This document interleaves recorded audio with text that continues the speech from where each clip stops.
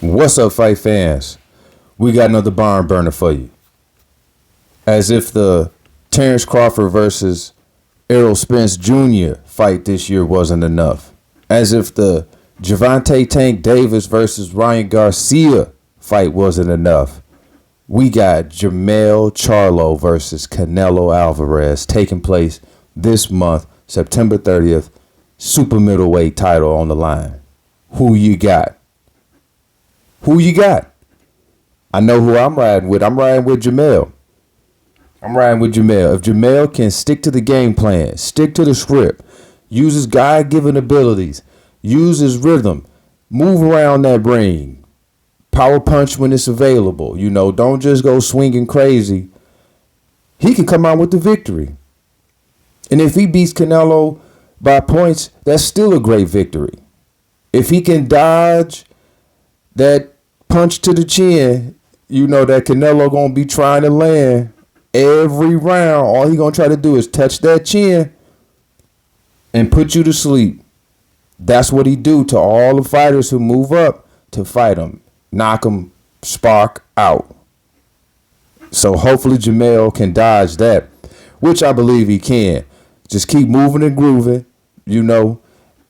slap him around, power punch when you can, come out with the victory, beat him by points. If you get the knockout, get the knockout.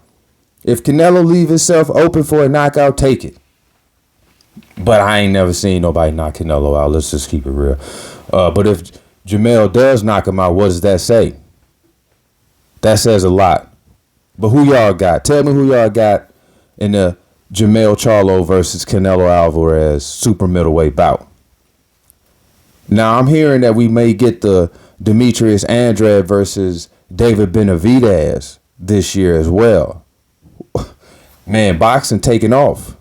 They giving the fans the fights that we should have been getting and the fights that we want to see this year. It's been great. Now, that fight between Demetrius Andrade and David Benavidez, that's another great fight. That fight in the Charlo Canelo Alvarez fight, those two fights got a lot to do with the landscape of boxing, because things can go so many different ways right now as far as fights being made. It could just go in so many different ways. So that's what I love about when fighters start fighting each other, it opens up the lane for a lot of fights to be made. It just opens the landscape up, and that's what I'm talking about. Now, I'm also hearing that we might get the Frank Martin versus Shakur Stevenson on the Errol Spence versus Terrence Crawford rematch that's taking place this year. What's going on? Oh, I thought y'all said that he wasn't going to take the rematch. Well, it looks like he is taking the rematch. Errol Spence has activated his rematch against Terrence Crawford this year, December, like I told y'all he would. That's a great champion. Champions like that just don't get, take a loss and then just go away. Unless they can't fight again, they more than likely going to want their get back against the fighter that they lost against. Point blank, period. So all y'all boxing fans that was, hating on the boy, hating on the kid, acting like I didn't know what I was talking about. Now what? Now, I ain't trying. I hate to be that guy that say I told you so, but I told you so. I told you so. I told you he was going to get that rematch. Now, if he win the rematch, I know everybody like it's a long shot, and I would agree. From the looks of the first fight, it looks like a long shot. But if he does win that rematch, oh man, this is going to be looking really good for boxing. If Errol Spence can pull off the victory. And if we get that Shakur Stevenson versus Frank Martin on the undercard of that fight, which I do believe that they need that type of, supporting fight to their fight to help sell. Don't get me wrong. I still feel like it'll do numbers, but it could possibly do even better numbers if they could get that fight on the undercard. The undercard is going to have a lot to do with the sales of this fight, as far as like taking it over that hump. But other than that, that's just with those two on the card, Frank Martin and Shakur Stevenson, that'll be enough. To be honest, that'll be enough. And that's what they would probably need to help the sales of that fight. But boxing this year is looking great. So let's break down the Canelo Alvarez versus Jermell Charlo that's taking place this month, September 30th. I believe that's the date. Now, like I said, if Jermell can stick to the game, stick to the script, stick to the game plan, move and groove, he can come out with the victory.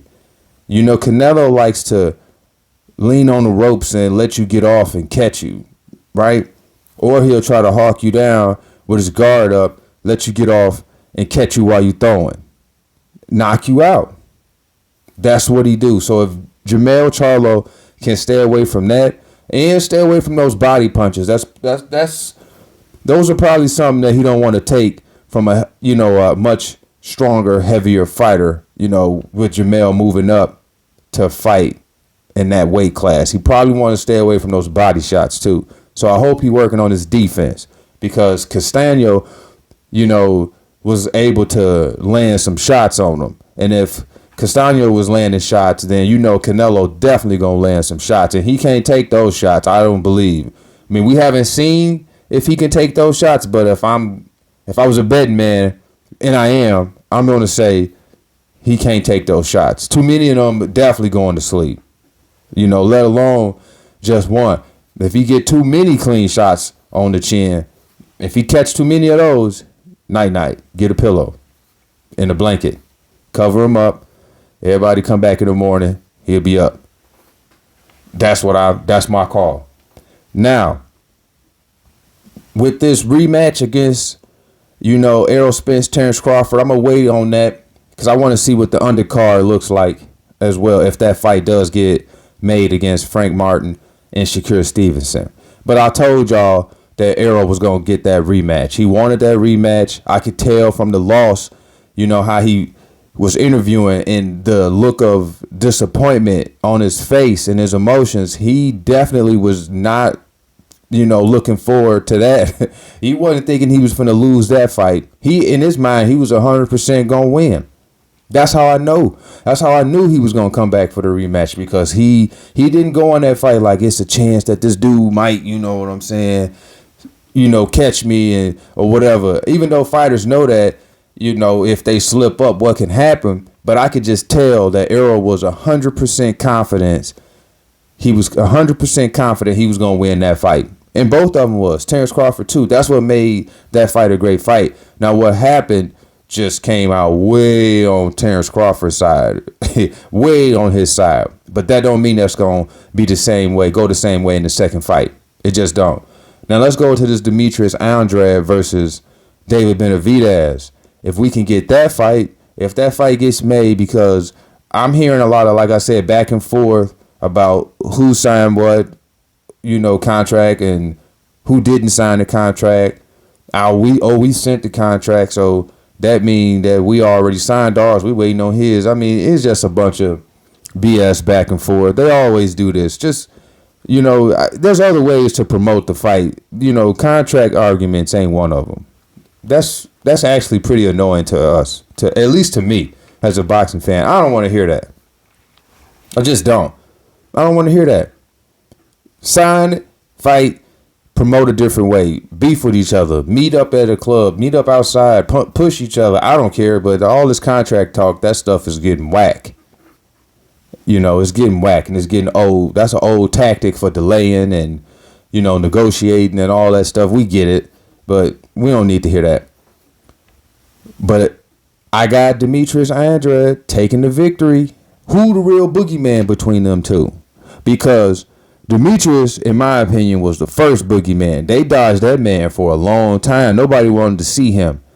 I would have loved to see one of the Charlo brothers fight Demetrius Andrade, but that didn't happen. I would have loved to see Canelo fight Demetrius Andrade, but that didn't happen. Well, David Benavidez came up in the rankings and made a name for himself too. So now you got two boogeymans about to possibly face off against each other. Clash of the Titans. It's a lot of Titans clashing this year, and that's what I'm talking about. Give us the fights we want to see. Now, like I said, I got Demetrius coming out with the victory. I know David Benavidez is long, and he's definitely pretty, powerful when he throwing them punches at you. And if he catch you with them combinations, you get caught in that flurry, you might not recover. And Demetrius has shown he can be touched. But he's so unorthodox. His style is so different. I don't think David has seen anything like that. He definitely haven't seen a style like, Andrade before. So I do believe that Demetrius is going to come in there and confuse David. And if he stays confused long enough, I can see him getting actually knocked out. I can see David Benavidez getting knocked out by Demetrius Andrade or just stopped from not being able to defend himself. That's what I see. Now, y'all tell me what y'all think. What are y'all thoughts on that fight? Because I see Demetrius Andrade coming out with the victory. Now, can he outpoint David Benavidez? Yes. But I do believe Demetrius Andrade's best chance of winning this fight is to stop him. He must stop David Benavidez because he's pretty relentless. In that fight against Khalid Plant, he walked him down. Don't get me wrong. Khalid was getting off in the beginning. If you remember that fight, Khalid was throwing them hands. He was making sure he was going to catch these. And David was catching them. And he kept walking them down. He did not back. That can be scary. Now, you got to deal with that. Andre got to deal with that. Who backing back first? Who going to be the one walking who down in that fight? Y'all tell me. I got Demetrius Andrade possibly knocking out David Benavidez or stopping him. I think from what I've seen of David Benavidez, he does not do well in the first 5 rounds. 4 or 5 rounds. He kind of can be a slow starter against those athletic fighters. He got to catch up to them. They got to tire out a little bit, then he start taking them apart. I don't think that's going to be the case with Andrade. I don't think Andrade is going to get, too fatigued too early. Khalid Plant, he got fatigued pretty early, right? I don't think that's going to be the case with Demetrius. I think he's going to stay lit. And I think he's going to take him out. He's going to take out David Benavidez. And we going to see who the real boogeyman. I got Demetrius. Now, how can David Benavidez win? Like I said, if he catches Demetrius Andrade in the flurry, you know what I'm saying? Because he's pretty fast. David pretty fast for a big dude, for a guy his, height and with his length. He's definitely, pretty fast. And if he catches Demetrius in a flurry, it might be a wrap. He might be the one getting stopped if Demetrius does not look out, and get out of the way of those punches, get out of the way of those flurries. Now, when we go to the Frank Martin and Shakur Stevenson, if that fight does happen on the undercard of Terrence Crawford, I got Shakur Stevenson. I mean, it is what it is. That boy cold. He too cold. He was training with Terrence Crawford before the fight against Errol Spence. Before Terrence Crawford's fight against Errol Spence. See, that's a big part of why Terrence Crawford performed the way he performed, because he was training with an elite fighter, an elite champion. Shakur Stevenson is going to go down as a great champion. You can bet. You can bet on that. Who was Errol Spence training against? Because I guarantee you, it wasn't nobody to prepare him for Terrence Crawford. It just wasn't. Look how serious Terrence took that fight. He trained with Shakur Stevenson. That tell you something right there. That tell you something. That means that he was definitely all in. All in. So when it comes to that Frank Martin, Shakur Stevenson fight, I got Shakur Stevenson.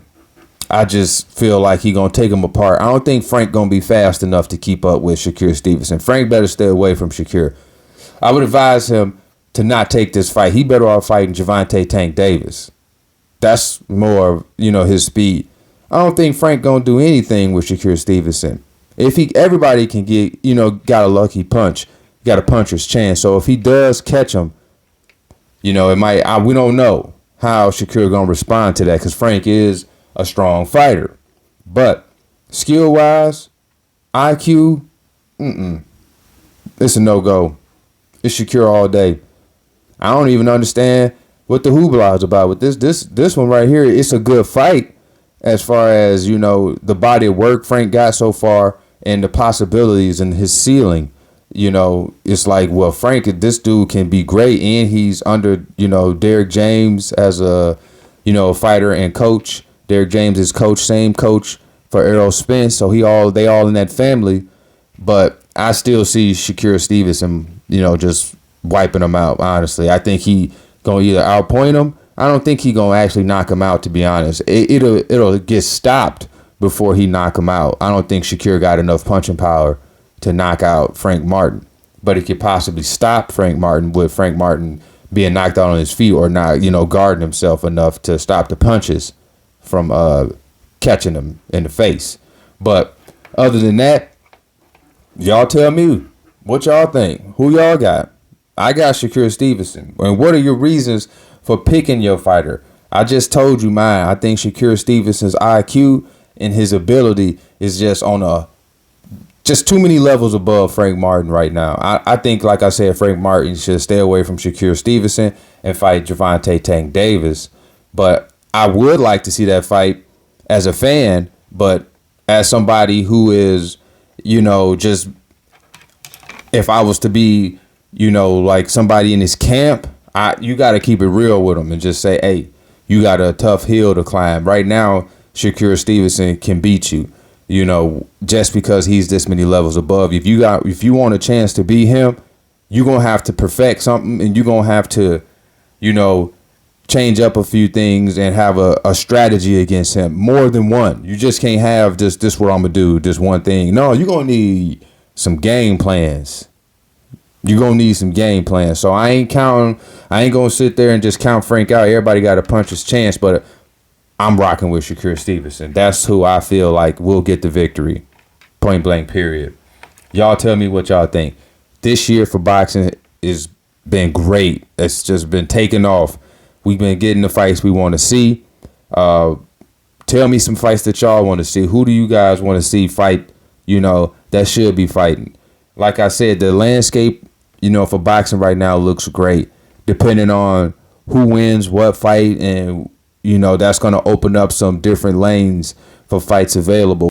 Let's say the Terrence Crawford and Errol Spence fight happens and Errol wins that fight. Well, we got some time now because those two going to fight again for the trilogy. And if Charlo and Canelo Alvarez fights, and this as they will this month, and Jamel wins that fight, and then he wins fight number two, that could be, perfect timing for a Jamel Charlo versus Demetrius Andrade. If that fight can happen, that'll be dope. Now, if it don't happen, it is what it is. Maybe Andrade can fight Jamel's brother Jamal, when he returns, if he returns. But like I said, the landscape is looking real good right now. Let's say Canelo beats Jamel Charlo. To be honest, I think Canelo, he could fight, what's his name? Bivol. I think he needs to go ahead and fight Bivol. That's the dude that got your confidence. That's the dude. You could just tell. You could tell that Bivol has got Canelo Alvarez's nuts. He's just got him. Canelo can try to fight all these other fights, but Bivol got them nuts. And until you go back and fight him, win, lose, or draw, he gonna have them nuts because it looked like you're running from Bivol right now. It just looked like you're running from him. But like I said, if Canelo does win against Jamel Charlo and Andrade beats David Benavidez, then that would be a good fight between Canelo and Andrade. Now, if David Benavidez beats Andrade, then Canelo and David Benavidez can fight. You know, the list just goes on. Then we got Tim Tszyu, who's still out there just waiting to win. He just waiting. Can I get a fight?